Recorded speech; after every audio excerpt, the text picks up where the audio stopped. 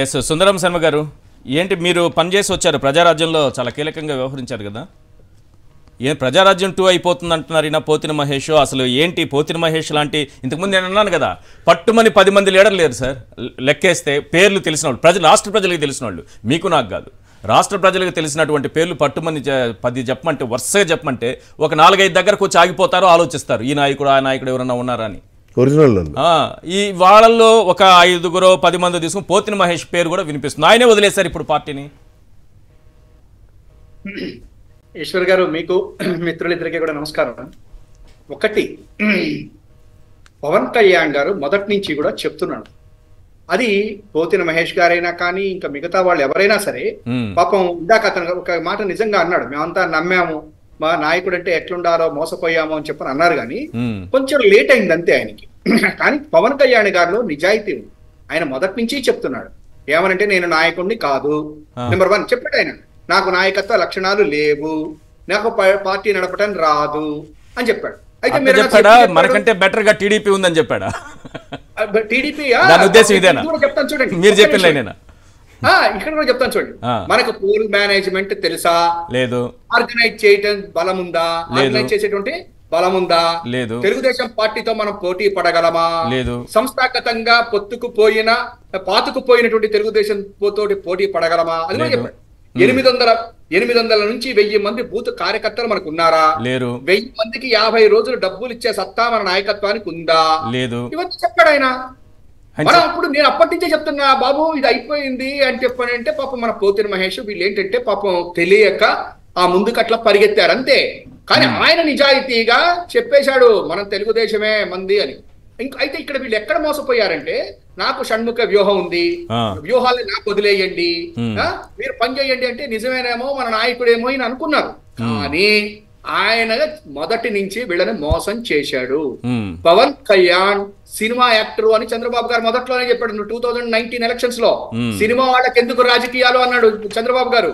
అన్నందుకు తగ్గట్టుగా పవన్ కళ్యాణ్ గారు ఈ రకంగా వీళ్ళని మోసం చేసిన మాట వాస్తవం. అయితే ప్రజారాజ్యానికి దీనికి ఒక తేడా మాత్రం ఉంది. ఎందుకంటే చిరంజీవి గారు 6 నెలల్లోనే పోటీ చేసి 18 సీట్లు సంపాదించి 75 లక్షల ఓట్లు సంపాదించాడు. మరి మన PK1 ఎందుకు సంపాదించలేకపోయాడు? తను కూడా ఎందుకు తిరగలేకపోయాడు 2019లో అంటే, ఆ రోజు కూడా ఇంకో మోసం ఏంటంటే, చంద్రబాబు దగ్గర నుంచి బయటికి వచ్చి చంద్రబాబు గారికి సపోర్ట్ చేశాడు. అందువల్లే అసలుకే మోసం జరిగింది. అదే ప్రజారాజ్యంలో చిరంజీవి గారు నిస్వార్థంగా పోటీ పడ్డాడు. సరే, పెద్ద ఒక పక్క మన రాజశేఖర రెడ్డి గారు, ఒక పక్కన చంద్రబాబు మధ్య పోటీ పడి కూడా 75 లక్షల ఓట్లు సంపాదించుకుంటే, ఎంతసేపటికి కూడా మన PK2 PK1 ఎంతసేపటికి కూడా జగన్ గారిని ఓడించాలా, ఓటు చేయకుండా చూడాలా. ఒక రకమైనటువంటి పొలిటికల్ గా ఒక లీడర్ కి, ఒక నాయకుడికి ఉండాల్సినటువంటిది లేదు. పోతిన మహేష్ గారు చెప్పింది ఇంకొకటి కూడా చెప్పాలి. ఆయన ఏం చేశాడు, నేను గెలుస్తాను, నేను ముఖ్యమంత్రిని అవుతాను, మనం ఈ రాష్ట్రాన్ని ఇట్లా పరిపాలిద్దామని చెప్పకుండా, చంద్రబాబు గారు లాంటి సీనియర్ నాయకుడు కావాలి, ఆయన యొక్క అనుభవం మనకు కావాలి అని చెప్పుకుంటూ తిరిగాడు. ఇంకొకటి కూడా చెప్తున్నాను, అసలు రెండో ఇన్సిడెంట్ ఎప్పుడు జరిగిందంటే, ఎప్పుడైతే చంద్రబాబు నాయుడు గారు జైల్లో ఉన్నప్పుడు పవన్ కళ్యాణ్ గారు వెళ్ళి బయటికి వచ్చి, నేను అన్కండిషనల్ గా మన ఆయన పేరేంటి చంద్రబాబు గారికి సపోర్ట్ చేస్తున్నాను, లేకపోతే ఎట్లా అని అన్నాడో, ఆ రోజునే ఆయన ఒక రకంగా చెప్పాలంటే సరెండర్ చేసేసాడు పార్టీని, తెలుగుదేశం పార్టీకి. ఒకటి చెప్పండి, పోతిన మహేష్ మాట్లాడింది విన్నారు కదా మీరు. ఈ ఎలక్షన్స్ తర్వాత జనసేన పార్టీ ఉంటుందా? ఏ బీజేపీలోనో ఏ టీడీపీలోనో విలీనం అయిపోతుందా? ఏంటి పరిస్థితి అంటే ఒకటి అదొక్కటి చెప్తున్నాను. ఆ రకంగా ఏం చేశాడంటే, రెండోసారి పార్టీని మన వాళ్ళు ఎవరు కూడా గుర్తించలేకపోయారు. ఎవరు? ఈ పోతిన మహేష్ గారు వీడు. ఇవాళ పోతిన మహేష్ గారు ఏమంటున్నారంటే, పవన్ కళ్యాణ్ గారు పార్టీ ఎత్తేస్తాడు అని చెప్పని అంటున్నారు. ఇప్పుడు 2014లో ఏం చేశాడు, వచ్చాడు, పోటీ చేయకుండా చంద్రబాబు గారితో వెళ్ళాడు. 2019లో చంద్రబాబు గారు అన్నారు, వద్దు నువ్వు పోటీ చేయకూడదు, విడిగా చెయ్యి అన్నారు. విడిగా చేశాడు, అయిపోయింది. ఇప్పుడు మన ఇద్దరం మళ్ళా కలవాలి అన్నాడు, SR అన్నాడు, మళ్ళా కలిశాడు. ఇప్పుడు రేపు చంద్రబాబు గారు ఏం చెప్తాడో చూడాలి. ఈ 4-5 ఏళ్ళు రెస్ట్ తీసుకుంటాడు, ఒక 3 ఏళ్ళు 4 ఏళ్ళు సినిమాలో అవి ఇవి చేసుకుంటాడు. తర్వాత మళ్ళీ లాస్ట్ మినిట్ లో వస్తాడు. అప్పుడు ఏం చెప్తాడో ఏం చేస్తాడో మనకు తెలియదు. ఇప్పుడు బీజేపీ తోటి 2020లో అంత పాచిపోయిన లడ్లు అని చెప్పానని బీజేపీ తోటి ఎవరు చెప్తే చేరాడు? అదే బీజేపీ తోటి ఇవాళ ఎందుకు ఈ రకమైనటువంటిది చేస్తున్నాడు అంటే, ఇదంతా చంద్రబాబు గారు పెట్టినటువంటి జనసేన పార్టీ. ప్రజారాజ్యానికి దీనికి ఒక రకంగా సంబంధం లేదు. జనసేన పార్టీ పెట్టిందే చంద్రబాబు గారు. పవన్ కళ్యాణ్ యాక్ట్ చేసినా ఏం చేసినా చేసేదంతా కూడా పవన్ కళ్యాణ్ గారి. అయితే చంద్రబాబు గారికి ఒక ఇది ఉంది. ఇందాక మా ప్రసాద్ గారు ఒక మాట అన్నారు, చంద్రబాబు గారు లేకపోతే మన జగన్మోహన్ రెడ్డి గారు ఎండల్లో తిరగటలేదా అని చెప్పారు. ఎండల్లో తిరుగుతున్నారు కరెక్టే, కానీ మా చంద్రబాబు గారు కూడా ఏం చెప్పారు జైల్లో ఉన్నప్పుడు, నాకు ఏసీ లేదు అన్నాడు. అంతేకాదు నేను బయటకు వస్తే నాకు ఇదున్నాయి అన్నాడు, అసలు నాకు ఇదైపోతుంది అన్నాడు. కానీ బయటకు వచ్చిన తర్వాత ఇప్పుడు ఏసీ లేకుండా తిరుగుతున్నాడు, వెనకాల అంబులెన్స్ లేకుండా తిరుగుతున్నాడు, ఒక పెద్ద డాక్టర్ లేకుండా తిరుగుతున్నాడు. అంటే వీళ్ళిద్దరు పవన్ కళ్యాణ్ మెడికల్ రిపోర్ట్ ఇచ్చిన డాక్టర్ ఉన్నారు కదా, ఆయన కూడా చంద్రబాబుతో పాటు ఎండలో దిప్పి చూపించాలి. ఎట్లా ఇస్తావయ్యా నువ్వు మెడికల్ రిపోర్ట్ అని ఆయన తీసుకురావాలి సార్. రాష్ట్ర ప్రజలందరూ వెళ్ళాలి, ఆయన పట్టుకొచ్చి చంద్రబాబుతో పాటు ప్రతి సభలోనూ ఆయన్ని ప్రజెంట్ చేయాలి. అక్కడ అలా తీసుకొద్దాం ఉన్నప్పుడల్లా అంబులెన్స్ లో ఆయనే పడుకుంటారు. ఆయన అదే చూపించాలి రాష్ట్ర ప్రజలకి, ఆ డాక్టర్ని చూపించాలి. ఇలాంటి డాక్టర్లు కూడా ఈ రాష్ట్రంలో ఉన్నారు అని చెప్పడానికి. మర్చిపోయారు, మీరే ఉన్నారు కదా హార్ట్ కి ఎంత ఆ రోజున మన ఇద్దరు డిస్కషన్ బాగా చేశాం కదా, హార్ట్ కి ఇదని చెప్పానని. ఏమైందా హార్ట్? హార్ట్ ఎక్కడ?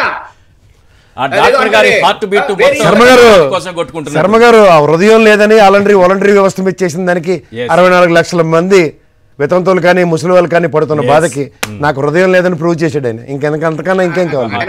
ఎక్కడ ఉందండి? ఆ పచ్చ మీడియా వెళ్ళిపోయింది, దాంతో ఇబ్బంది పడుతున్నాడు. కన్క్లూడ్ చేయండి సార్ ఈ పాయింట్ ని.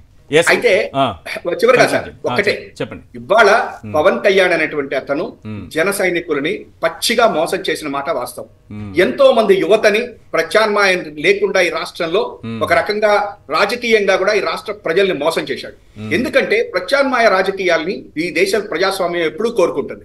కానీ చంద్రబాబు గారు లాంటి వాళ్ళ దగ్గరికి చేరి ప్రత్యామ్నాయం కింద నేను ఉంటాను అని చెప్పని 2019లో చెప్పి ఇవాళ వచ్చేసరికల్లా చంద్రబాబు గారితో కలిసిపోయి ఇవాళ ఈ రాష్ట్ర ప్రజలని, ముఖ్యంగా జన సైనికుల్ని, ముఖ్యంగా ఆ జన సైనికుల్లో జరిగినటువంటి యువతని ఇవాళ పోతిన మహేష్ అయినా ఇంకా కొంతమంది అయినా వాళ్ళందరినీ కూడా మోసం చేసిన మాట వాస్తవం. ఇందాక మీరు దుర్గేష్ గారి గురించి చెప్తున్నారు. నిజానికి దుర్గేష్ గారికి last time Rajahmundry rural last minute దాకా చెప్తానని చెప్పారని ఎందుకు మళ్ళా నిడదవోలుకు పంపించేశాడు అంటే ఇవాళ దుర్గేష్ గారు లాంటి వాళ్ళు బయటికి రాక మాట్లాడటం మానేచ్చేమో గానీ ఈయన కూడా ఏదో ఒక రోజున బయటకు వచ్చేటువంటి మాట్లాడేటువంటి అవకాశాలు ఎక్కువ ఉన్నాయి. ముఖ్యంగా ఈ పార్టీలో నాదెండ్ల మనోహర్ గారు ఆయన పార్టీని నడిపాడు. పోతిన మహేష్ ఇప్పుడు చెప్తున్నాడు, నేను ఎప్పటి నుంచో చెప్తున్నా, ఆ జనసేన నడుపుతున్నదే నాదెండ్ల మనోహర్ గారు. నాదెండ్ల మనోహర్ గారు ఎవరి ప్రకారం చేస్తాడు? చంద్రబాబు గారి యొక్క కళ్ళల్లో ఆనందం చూడటం కోసం తిరుగుతాడు. ఆ పార్టీలో మొన్నటి వరకు పనిచేసినటువంటి శేషు కుమారి గారు ఆ పార్టీకి రిజైన్ చేసి వచ్చారు. వారు సరోజ గారు, ఆమె ఎవరు మేయర్ కింద సరోజ గారు రిజైన్ చేశారు.